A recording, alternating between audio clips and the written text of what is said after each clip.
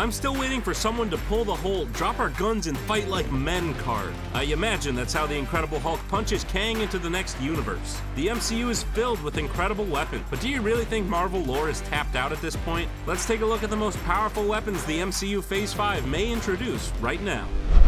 Peter Quill just may be the greatest hero in the galaxy, according to some. Even before he knew he possessed the powers of the offspring of a Celestial, Peter Quill was decked out with some neat gadgets, and dance moves for that matter, that helped him save the galaxy. He has engines on his shoes that help him fly, a mask that helps him fly through space, and 2 powerful blasters that we just learned were a gift from Yondu. However, we have not yet seen one of the more powerful weapons in Peter Quill's arsenal. And if he happens to visit the right galactic arms dealer, he could pick up his elemental gun as early as Volume 3. Essentially, depending on the setting, Peter has the ability to fire versions of all 4 elements out of this gun. He could fire frozen shards of water and immediately switch it to a flamethrower, or the gun can produce a powerful gust of wind and then immediately switch to flying stones. Peter's elemental gun is one thing that would translate great to live action and make Peter a little bit more intimidating since he seems to have lost his celestial roots.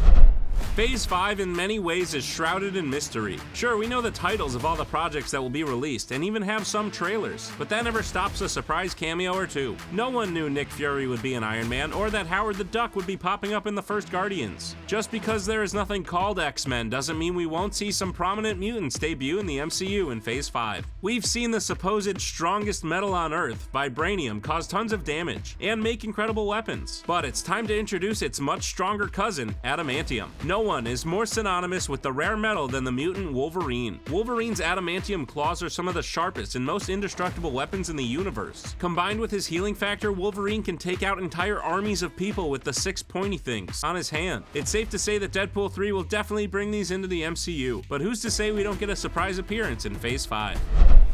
Norse gods aren't the only ones we have to worry about anymore. Thanks to Thor: Love and Thunder, the concept of a god in the MCU has had its floodgates thrown right open. Most notably, the ancient Greek gods have finally appeared. We've already seen them bring to the table one of the more powerful weapons we had seen in the form of Zeus's Thunderbolt, but that is just the beginning. The post-credits scene of Love and Thunder gave us a look at Thor's probable competitor more so than his enemy in the form of Hercules, Zeus's son. In the comics, Hercules wields a powerful gold mace with the strength of 100 men. It was forged by Hephaestus using divine materials, and is said to be as strong as Mjolnir. Hercules used to wield a wooden club as a mortal, but when he got the godly makeover, it came with this powerful artifact capable of doing some real damage.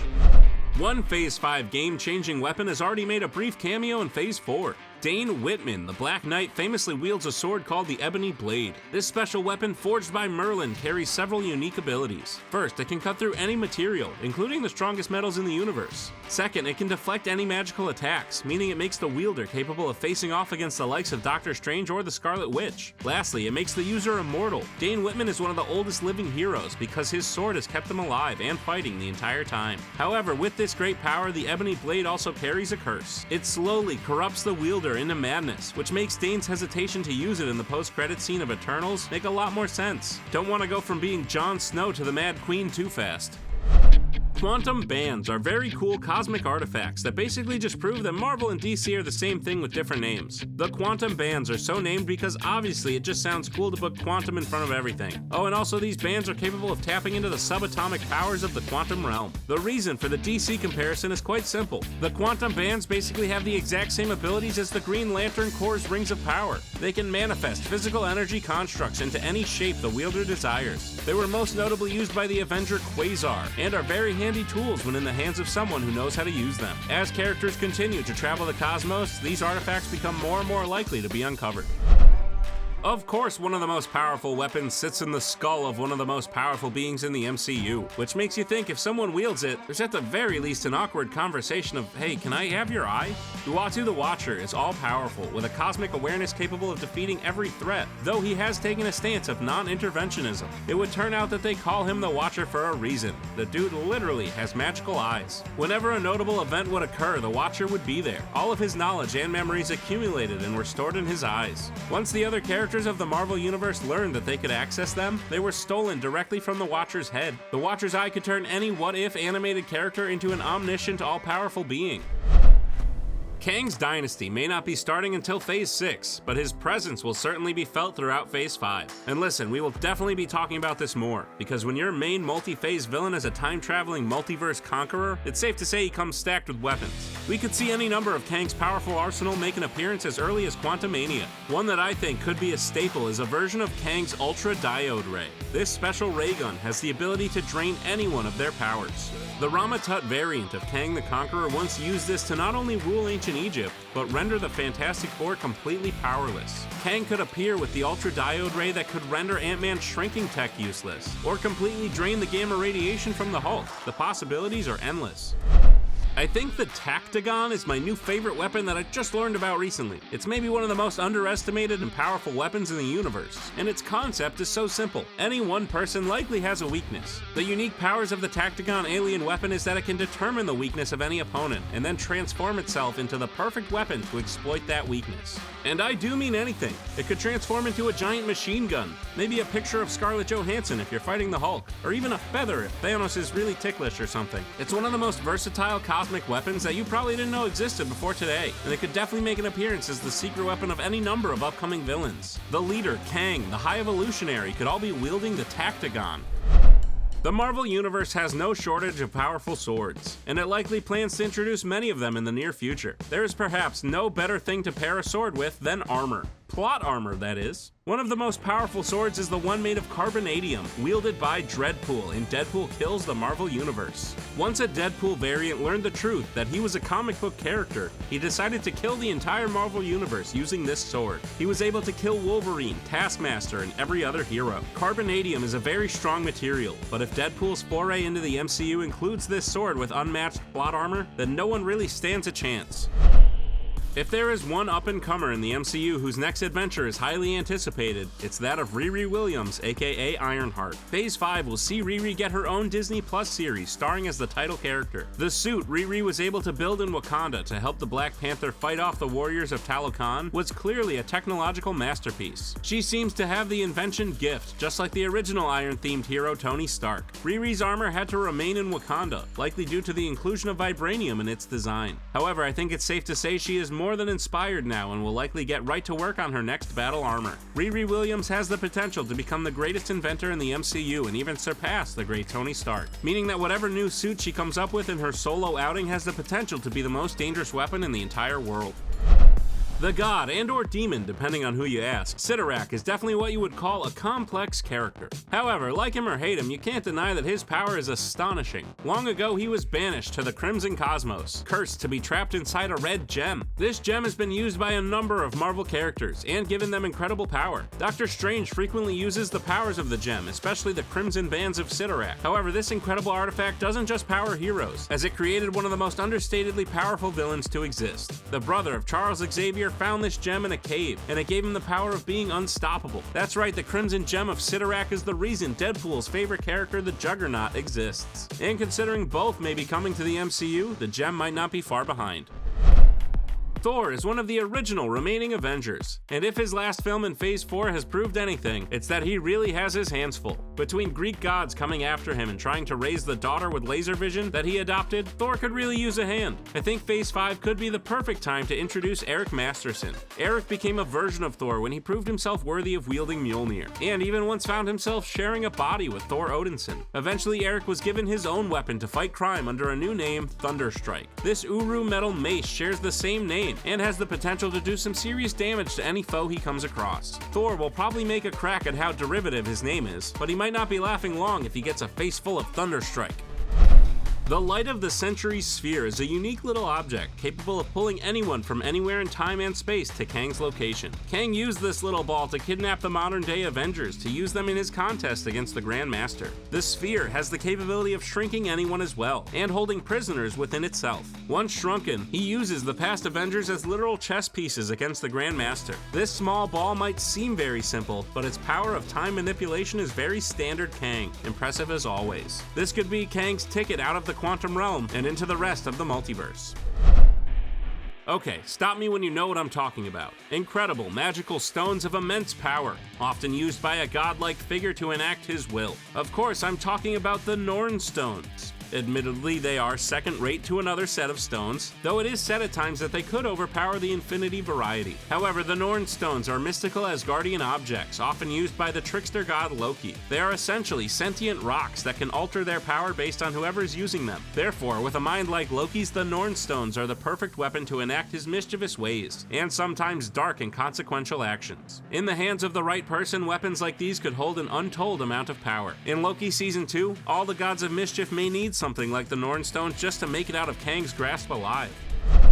Mahershala Ali's Blade technically made his debut in Phase 4 as an unseen voice in the corner of the room calling out to the MCU's Black Knight. With his film set to debut in Phase 5, we're going to need someone capable of handling a likely imminent vampire infestation. Blade is equipped with an arsenal of weapons that makes him the perfect vampire hunter. One of his strongest is yet another powerful sword to add to the MCU collection. That's right, we are talking about Blade's, Blade. In the comics, Blade was given the perfect vampire-killing sword. If it's anything like the one we've already seen in live action with Wesley Snipes, then it has the ability to wound anyone that tries to wield it other than Blade, and has literally already cut its way through thousands of vampires. This weapon appearing is probably the most for sure bet all your money bet you can make. I mean, his name is literally Blade.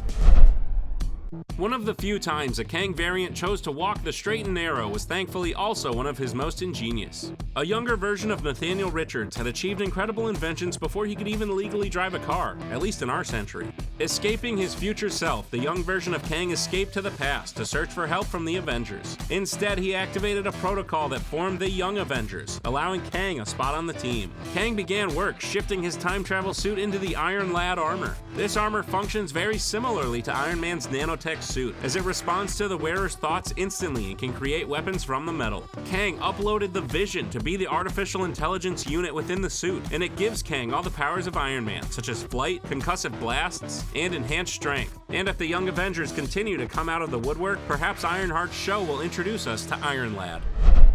Should the X-Men come to the MCU, Wolverine's claws will not be the only thing to worry about. Professor Charles Xavier made his official MCU debut from another universe in Doctor Strange in the Multiverse of Madness. Before, his neck was unceremoniously snapped by the Scarlet Witch, which would have been shocking had that kid in the front row not yelled out what was going to happen because he saw an earlier showing before running from the theater. Still pretty mad about that one. Regardless, if Professor X shows up in Earth 616 in Phase 5, his most powerful weapon, Cerebro, could be along for the ride. Cerebro connects those with mental capabilities to the minds of every single person on the planet. Once there, the user can do whatever they want. They could all be killed in an instant or made to do a funny dance or something. Regardless, unless you have a fancy metal helmet, no one is safe from Cerebro. The heroes of the MCU have plenty of mindless, nameless, faceless henchmen to deal with. There's the Chitauri, the Frost Giants, Ultron's robots, the mindless ones of Doctor Strange, and the Outriders of Thanos' armies. I have to imagine that the next big Marvel villain to take on the entirety of the Avengers will need some kind of army of henchmen for the less prominent Avengers to fight. This is where I think we will see the introduction of Kang the Conqueror's growing man stimuloids. These are highly advanced robots invented for Nathaniel Richards with the capability to alter their size. They each possess superhuman strength and can be sent anywhere in the time stream. They definitely pack more of a punch than any other army of henchmen the Avengers have faced. Just another weapon in Kang's arsenal that will likely ruin the day of anyone named Scott, Hope, or Cassie. The Black Vortex is a mystical weapon capable of bringing the universe to its knees, and it could prove to be quite the test for any one of our heroes. The Black Vortex is essentially a cosmic mirror. The user looks into the mirror and envisions themselves with full cosmic power, capable of ruling the entire universe. If the user then submits to the Black Vortex, they are granted the power that they see, but obviously something called the Black Vortex isn't just giving away their goods for nothing. The now all-powerful ruler of the cosmos becomes corrupted by the evil nature of the Black Vortex. A space or multidimensional mission in Phase 5 could see the Black Vortex as the next MacGuffin for the villain's ultimate evil plan, only for the hero to show us they have the will to resist. It writes itself. Kang's battlesuit is one of the most impressive pieces of technology that exists in comics. Makes sense considering it hails from the 40th century. It is made of an extremely rare futuristic alloy and gives him superhuman strength and durability, allowing him to fight with Asgardians and super soldiers alike. The suit is equipped with a survival kit, its own self-contained atmosphere and food supply. His suit gives him the power of electrical manipulation, as well as a Kang staple of time travel capabilities. Lastly, and probably most impressively, the suit until very recently gave Kang the power of mental transference. This means that even if Kang's body died, the neurogenic capabilities of his suit would transfer his consciousness into another body, essentially making him immortal. So if Loki thought it was hard dealing with multiple Kangs from different timelines, how about finding out that the ones you actually killed were most likely reincarnated and out for revenge? Maces, swords, vortexes, and time travel suits are basically just scratching the surface as to what weapons of mass destruction could be on their way in Phase 5. Plus, I think the ball that Drax hits that girl with could be hiding some cosmic powers. What do you think is the most powerful weapon that could be introduced in Phase 5?